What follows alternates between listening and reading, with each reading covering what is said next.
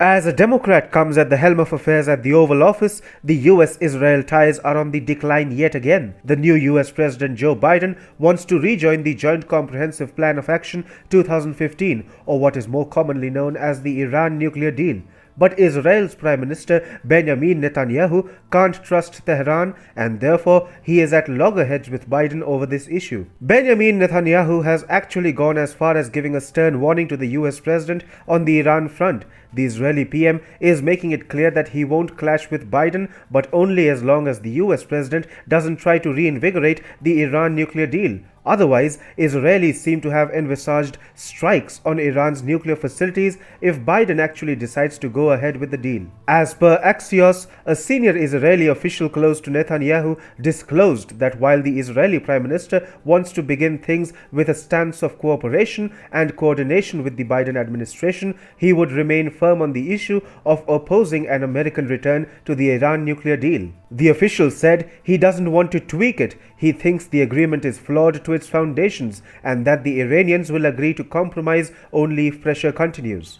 In fact, Israel's political and military establishments are rallying behind Netanyahu and deterring Biden from rejoining the Joint Comprehensive Plan of Action 2015. On Tuesday, Israel Defense Forces Chief of Staff General Aviv Kohavi too spoke up against the US return to the Iran nuclear deal or even a deal with cosmetic changes. Kohavi disclosed that he has ordered the Israeli Defense Forces to prepare several new strike plans for striking Iran's nuclear facilities should the political leaders decide to take that route. So, the message is clear. The moment Biden decides to rejoin the Iran nuclear deal, the Israelis could come out all guns blazing against Iran, quite literally. When Obama had held secret talks with the Iranians in 2015 while keeping Israel in the dark, the then IDF leader Gadi Eisenkot hadn't opposed the deal. Kohavi, then chief of military intelligence, himself had thought that the deal would bring strategic advantages for the Jewish nation. But 5 years hence, Israelis have realized the futility of Obama's initiative. They have realized how Iran was trying to fool everyone and how Trump did the right thing by calling Iran's bluff while withdrawing the US from the flawed deal.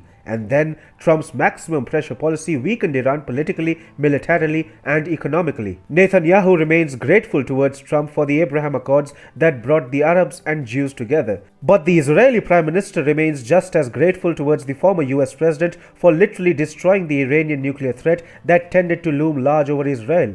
However, as soon as Biden came to power, Israel's strategic circles got concerned if Biden would bring back the Obama era. Now, the Netanyahu administration in Israel doesn't want Biden to do what Obama had done. So, the Israeli military has virtually started preparing for war, just in case Biden repeats Obama's blunder of sidelining Israel and warming up to Tehran. Within Israel, any perceived bonhomie between the US and Iran will be a major security threat, and therefore the IDF should stay prepared. The plans to strike Iranian nuclear facilities are also a message to the Biden administration. The Netanyahu government is telling the new US president that it is serious about taking matters in its own hands and taking the military option against Tehran if Biden backstabs Israel. Keeping Israel out of the loop would invite some serious repercussions in the Middle East. It would be simply too unpleasant a sight for the Biden administration if it is found extending the olive branch to Tehran while Israel, a US ally, looks to strike Iranian nuclear facilities. Biden himself seems uncomfortable with Netanyahu's warning.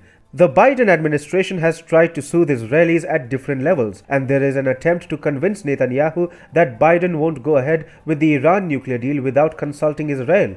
The US president is treading cautiously and is yet to call the Israeli prime minister. Biden is taking his time because things can spiral out of Biden's control quite easily at this juncture. Israel has been backstabbed by a Democrat president once, but it won't let another Democrat do the same.